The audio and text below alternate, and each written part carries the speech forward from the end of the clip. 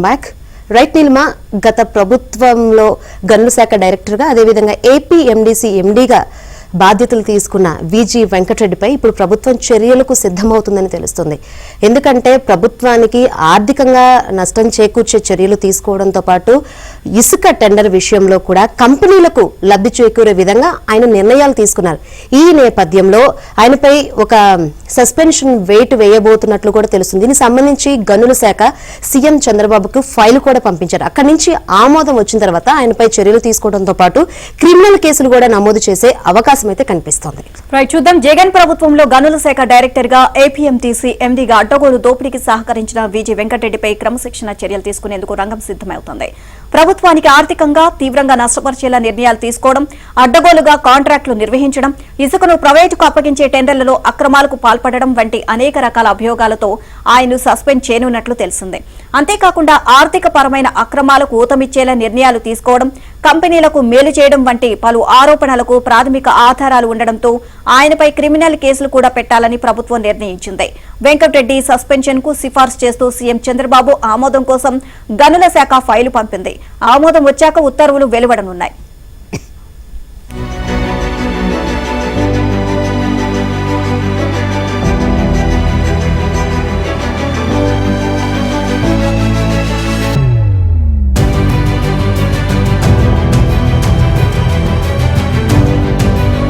శాఖలో జరగలేదు అని చెప్పి గతంలోనే ఆరోపణలు వచ్చాయి. ఈ నేపథ్యంలోనే కూటమి ప్రభుత్వం అధికారంలోకి వచ్చిన తర్వాత రాష్ట్రంలో గనుల శాఖలో జరిగిన అక్రమాలను వెలికి తీసేందుకు ఏపీఎండీసీ కార్యాలయాన్ని కొన్ని రోజుల పాటు సీజ్ చేశారు.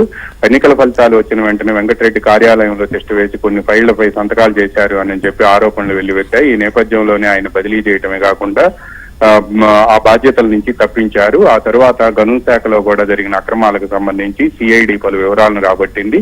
దీంతో పాటు గనుల శాఖలో ఆయన ఇచ్చిన కాంట్రాక్టులు బీచ్ శాండ్ గానీ, ఇసుక, బొగ్గు ఇటువంటి విషయాల్లో కూడా ఆయన గ్రానైట్ ఇటువంటి విషయాల్లో కూడా ఆయన చేసిన అక్రమాలు కూడా ఒక్కొక్కటి వెలుగులోకి వచ్చాయి. ఈ నేపథ్యంలో ఆయన్ను సస్పెండ్ చేయాలి అని చెప్పి అదేవిధంగా ఆయనపై క్రిమినల్ కేసు నమోదు చేయాలి అని కూడా గనుల శాఖ నుంచి ఒక ఫైల్ ముఖ్యమంత్రి చంద్రబాబు నాయుడు వద్దకు వెళ్ళింది. ఆయన ఈ రోజు రేపట్లో ఆయన్ను సస్పెండ్ చేసే అవకాశం ఉంది. ఎందుకంటే ఈ రోజుతో ఆయన నిన్నటితో ఆయన రిలీవ్ కావాల్సి ఉంది. ఒకవేళ సస్పెండ్ చేయకపోతే రిలీవ్ అయ్యి వెళ్లిపోయే అవకాశం ఉంది అని చెప్తున్నారు. కోస్ట్ గార్డ్ నుంచి డిప్యుటేషన్ పై ఏపీకి వచ్చిన వెంకటరెడ్డిని తొలుత విద్యాశాఖలో స్పెషల్ చీఫ్ సెక్రటరీగా ఆయనకు పదవి పీట వేసి ఆ తర్వాత అక్కడి నుంచి గనుల శాఖలో ఆయన్ని తీసుకువచ్చారు. గనుల శాఖలో కూడా ఆయన జేపీ వెంచర్స్ కు సంబంధించి మొత్తం 1,250 కోట్ల రూపాయలు చెల్లించాల్సి ఉండగా వాళ్ళు కేవలం 200 కోట్ల రూపాయలు చెల్లించారు. ఈ నేపథ్యంలోనే 880 కోట్ల రూపాయలు చెల్లించాల్సి ఉన్నప్పటికీ వాళ్ళకి బ్యాంక్ గ్యారంటీ తిరిగి ఇచ్చేయటం, అదేవిధంగా నో డ్యూస్ సర్టిఫికెట్ ఇవ్వడం కూడా అప్పట్లో తీవ్ర చర్చనీయాంశంగా మారింది. జేపీ వెంచర్స్ తో పాటు మళ్ళీ 2023, 22-23 సంవత్సరాల కాలానికి ఇసుక కాంట్రాక్టుల విషయంలో కూడా ఆయనపై అనేక ఆరోపణలు వచ్చాయి. పైగా ఇసుక టెండర్లు పిలవటం కూడా ఆంధ్రప్రదేశ్ లో కాకుండా వెస్ట్ బెంగాల్లో ఇసుక టెండర్లు పిలవటం కూడా పెద్ద చర్చనీయాంశంగా మారింది. దీంతో పాటు ఇసుకకు సంబంధించి కూడా ఆయన అనేక అక్రమాలకు పాల్పడినట్టు, కాంట్రాక్ట్ సంస్థలకు అనుకూలంగా వ్యవహరించినట్టు కూడా ఆరోపణలు వచ్చాయి. పైగా ఆర్థిక అవకతవకలకు ఊతమిచ్చే విధంగా అనేక నిర్ణయాలు తీసుకున్నారు అని వెంకటరెడ్డిపై పెద్ద ఎత్తున ఆరోపణలు ఉన్నాయి. మొత్తంగా చూస్తే గనుల శాఖ మొత్తం అవినీతిమయంగా మారటమే కాకుండా పెద్దిరెడ్డి రామచంద్రారెడ్డి చెప్పినట్టు ముఖ్యమంత్రి కార్యాలయం నుంచి వచ్చిన ఆదేశాల మేరకు ఆయన నడుచుకున్నారని, నిబంధనలను గనుల శాఖకు సంబంధించిన రూల్స్ ను కూడా తొంగలో దొక్కారు అని కూడా ఆరోపణలు రావటమే కాకుండా ఆంధ్రజ్యోతిలో పలు పరిశోధనాత్మక కథనాలు ఏబిఎన్ లోను ఆంధ్రజ్యోతిలోను ప్రసారం అయ్యాయి. ఈ నేపథ్యంలోనే వెంకటరెడ్డి అక్రమాలపై గత 50 రోజులుగా సిఐడి అధికారులతో పాటు విజిలెన్స్ అధికారులు కూడా తవ్వి తీశారు. పలు రికార్డులను కూడా స్వాధీనం చేసుకున్నారు. దీనికి సంబంధించి ఒక నివేదికను నిన్న గనుల శాఖపై జరిగిన సమీక్ష సందర్భంగా ముఖ్యమంత్రి చంద్రబాబు నాయుడుకి ఇవ్వడమే కాకుండా గనుల శాఖ ఆయన ఏపీఎండీసీ ఎండీగా పనిచేసిన వెంకటరెడ్డిపై సస్పెన్షన్ వెయిట్ వేసి ఆయన రిలీవ్ కాకుండా చూడాలని, ఆయనపై క్రిమినల్ కేసు నమోదు చేయాలి అని కూడా నిర్ణయించారు. దీనిపై పూర్తి స్థాయి విచారణకు సిఐడికి బాధ్యతలు అప్పగించాలి అని చెప్పి కూడా ప్రభుత్వం నిర్ణయించినట్టు సమాచారం అందుతుంది.